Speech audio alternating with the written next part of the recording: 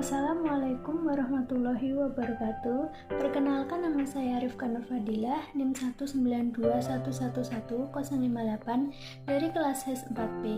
Di sini saya akan menyampaikan sedikit review materi pada perkuliahan Hukum Perikatan Islam di Indonesia, yaitu mengenai bentuk-bentuk kegiatan perikatan pada usaha 1, yaitu tentang akad pertukaran dan akad kerjasama.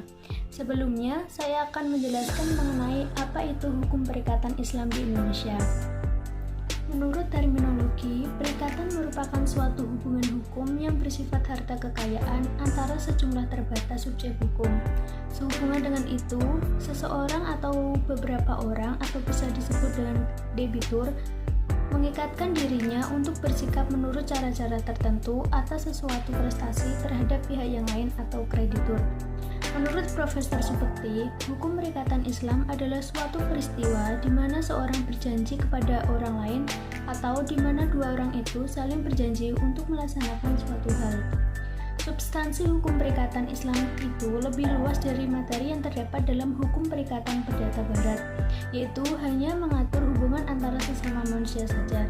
Tetapi dalam hukum perikatan Islam tidak hanya mengatur hubungan antara sesama manusia saja, tetapi juga mengatur antara manusia dengan Sang Pencipta dan dengan alam lingkungannya. Selanjutnya mengenai bentuk-bentuk kegiatan perikatan pada usaha 1, yaitu akad pertukaran dan akad kerjasama.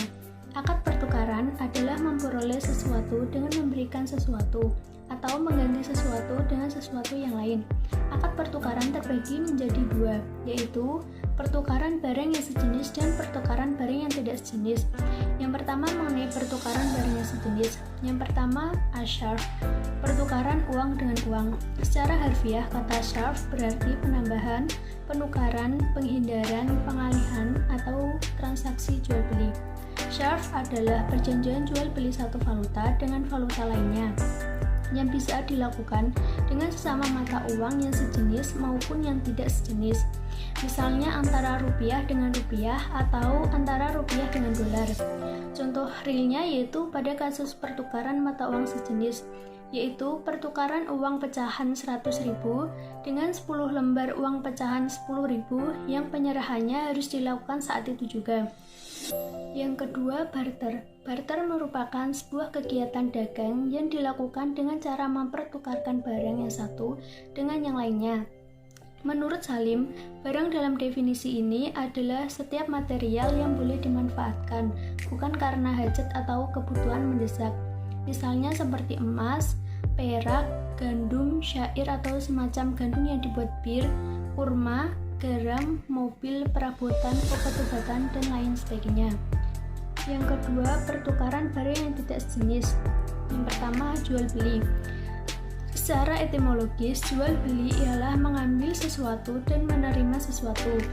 Adapun menurut terminologis, jual beli adalah tukar-menukar harta yang dimaksudkan untuk suatu kepemilikan yang ditunjukkan dengan perkataan dan perbuatan. Menurut Syekh Abdurrahman As-Sa'di, jual beli adalah tukar-menukar harta dengan harta untuk memiliki dan memberikan kepemilikan.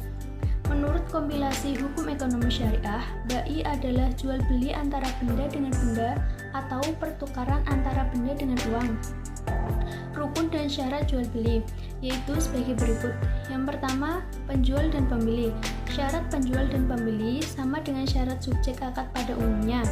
Yang kedua, uang dan benda yang dibeli. Syaratnya adalah harus suci, ada manfaatnya, barang itu dapat diserahkan, barang tersebut merupakan milik penjual, milik yang diwakilinya, atau yang mengusahakannya. Yang kelima, barang tersebut diketahui oleh penjual dan pembeli. Zat, bentuk, kadar, dan sifat-sifatnya jelas, sehingga antara keduanya tidak terjadi saling mengecoh atau menipu. Yang kedua, lafal ijab dan qabul. Ijab adalah perkataan penjual, semisal, saya jual barang ini sekian. Qabul adalah ucapan si pembeli, semisal, saya terima atau saya beli dengan harga sekian. Bentuk-bentuk jual beli diantaranya sebagai berikut. Yang pertama, jual beli dilihat dari segi sah dan tidaknya, yaitu yang pertama jual beli sahih. Jual beli dikatakan sahih apabila jual beli itu disyariatkan, memenuhi rukun dan syarat yang ditentukan. Namun, jual beli yang sah dapat juga dilarang dalam syariat bila melanggar ketentuan-ketentuan pokok, yaitu yang pertama menyakiti si Yang kedua, menyempitkan gerakan pasar. Ketiga, merusak ketentraman umum. Contohnya seperti kita membeli barang untuk ditahan agar dapat dijual dengan harga yang lebih mahal, sedangkan masyarakat umum memerlukan barang itu. Yang kedua, jual beli batal. Jual beli menjadi tidak sah atau batal apabila salah satu atau seluruh rukunnya tidak terpenuhi, atau jual beli itu dasar dan sifatnya tidak sesuai dengan syariat, seperti jual beli yang dilakukan oleh anak-anak, orang gila, atau barang yang dijual dilarang syariat. Yang ketiga, jual beli fasid. Jual beli fasid adalah apabila kerusakan pada jual beli itu menyangkut harga barang dan boleh diperbaiki. Adapun yang termasuk kategori jual beli fasid adalah sebagai berikut. Yang pertama, jual beli al-majud, yaitu barangnya secara global tidak diketahui atau ketidakjelasannya bersifat total. Yang kedua, jual beli dalam bentuk khusus. Yang pertama, murabahah. Murabahah adalah suatu bentuk jual beli tertentu ketika penjual menyatakan biaya perolehan meliputi harga barang dan biaya-biaya lain yang dikeluarkan untuk memperoleh barang tersebut dan tingkat keuntungannya yang diinginkan. Yang kedua, salam. Salam adalah jasa pembiayaan yang berkaitan dengan jual beli yang pembayarannya dilakukan bersamaan dengan pemesanan barang. Jadi, salam merupakan jual beli utang dari pihak penjual dan kontan dari pihak pembeli, karenanya uangnya telah dibayarkan suatu akad. Yang dimaksud utang di sini adalah utang salam. Yang ketiga, istisna. Istisna adalah jual beli di mana pembeli membayar di depan, kemudian objek jual beli dibuat dan diproduksi dan diserahkan kemudian. Karena kemiripannya dengan salam, sebagian besar ulama menganggap istisna adalah salah satu cabang dari salam. Jadi, sebagian besar syarat istisna sama dengan salam. Yang keempat, ijarah atau sewa menyewa. Ijarah adalah transaksi atau suatu manfaat yang mubah yang berupa barang tertentu atau yang dijelaskan sifatnya dalam tanggungan dalam waktu tertentu, atau transaksi atas suatu pekerjaan yang diketahui dengan upah dan diketahui pula jenis pekerjaannya. Yang kedua, akad kerjasama. Secara etimologis, asyirkah berarti percampuran, yaitu percampuran antara sesuatu dengan yang lainnya, sehingga sulit dibedakan. Secara terminologis, yaitu ikatan kerja antara orang-orang yang berserikat dalam hal modal dan keuntungan. Menurut ulama fikih, akad syirkah dibolehkan. Hal ini berdasarkan Al-Quran, yaitu pada surat Sad ayat 24 dan Quran surat An-Nisa ayat 12. Rukun dan syarat syirkah yaitu sebagai berikut. Yang pertama, perserikatan itu merupakan transaksi yang boleh diwakilkan, namun harus atas izin pihak lain. Yang kedua, persentase pembagian keuntungan untuk masing-masing pihak yang berserikat dijelaskan ketika berlangsungnya akad. Yang ketiga, keuntungan itu diambilkan dari hasil laba perserikatan, bukan dari harta yang lain. Syirkah secara umum terbagi menjadi 3 bentuk, yaitu yang pertama syirkah ibahah, yaitu persekutuan hak semua orang untuk dibolehkan menikmati manfaat sesuatu yang belum ada di bawah kekuasaan seseorang. Yang kedua, syirkah amlak, yaitu persekutuan antara 2 orang atau lebih untuk memiliki suatu benda. Syirkah ini terbagi menjadi 2, yaitu syirkah milik jabriyah, terjadi tanpa keinginan para pihak yang bersangkutan, misalnya persekutuan ahli waris. Yang kedua, syirkah milik ikhtiyariyah, yaitu terjadi atas keinginan para pihak yang bersangkutan.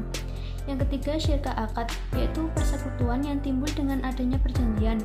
Syirkah akad terbagi menjadi 4, yaitu yang pertama syirkah anwal, persekutuan antara 2 orang atau lebih dengan modal atau harta.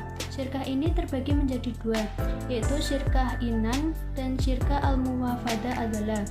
Yang kedua, syirkah amal, abadan, persekutuan fisik atau kerja. Perjanjian persekutuan antara 2 orang atau lebih untuk menerima pekerjaan dari pihak ketiga yang akan dikerjakan bersama, dengan ketentuan upah dibagi di antara para anggotanya sesuai dengan kesepakatan mereka. Yang ketiga, syirkah wujud, persekutuan dengan modal harta dari pihak luar untuk mengelola modal bersama-sama tersebut dengan membagi keuntungan sesuai dengan kesepakatan. Syirkah ini berdasarkan kepercayaan yang bersifat kredibilitas. Yang keempat, syirkah mudharabah, syirkah yang terbentuk antara 2 belah pihak, di mana pihak pertama menyerahkan keseluruhan modal dan pihak kedua adalah orang yang mengelola modal tersebut, dengan ketentuan laba akan dibagi sesuai dengan kesepakatan. Beberapa hal yang menyebabkan berakhirnya suatu akad perserikatan secara khusus yaitu: yang pertama, pada syirka anwal, akad batal bila semua atau sebagian modal perserikatan hilang. Yang kedua, pada syirka mufawadah, perserikatan batal bila modal masing-masing pihak tidak sama kuantitasnya. Karena mufawadah berarti persamaan, baik dalam modal, kerja, maupun keuntungannya dibagi. Sebelum saya mengakhiri video ini, saya akan menyampaikan sedikit gambaran apa yang saya cita-citakan kelak. Saya ingin bercita-cita menjadi seorang pengusaha yang sukses yang insya Allah sesuai dengan syariat Islam. Saya bercita-cita suatu saat ingin menjadi seorang pengusaha yang bergerak di bidang makanan atau kuliner. Selain itu, saya bercita-cita ingin menjadi seorang notaris. Cukup sekian yang dapat saya sampaikan. Jika ada salah kata, saya mohon maaf. Wassalamualaikum warahmatullahi wabarakatuh.